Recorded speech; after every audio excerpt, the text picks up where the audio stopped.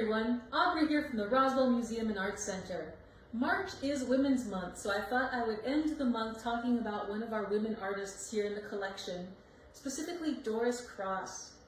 Doris Cross is an artist who was born in New York sometime in 1907, 1908, we're not entirely sure, and she became a visual artist with the modernists, basically in New York in the 40s, a very happening scene.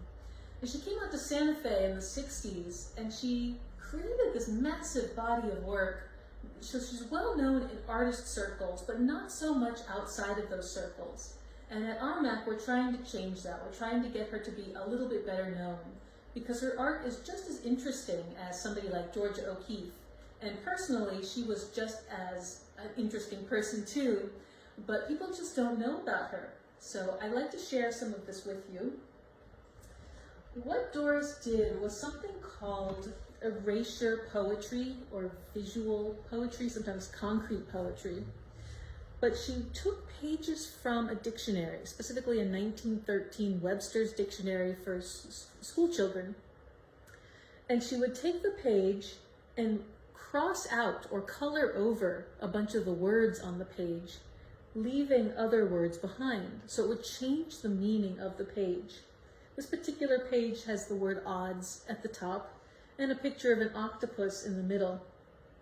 But you can see that she's really highlighted some of the words, and it reads differently now. It reads as a poem as opposed to a sort of a boring dictionary entry.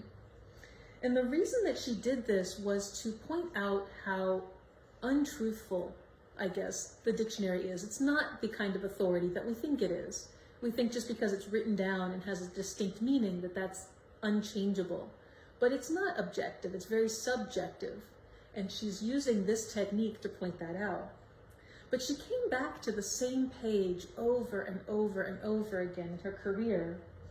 I can show you this one, which is actually a photographic copy that she drew on. Again, the same exact page of that octopus, but she's colored it and crossed it out in a different way, highlighting different words.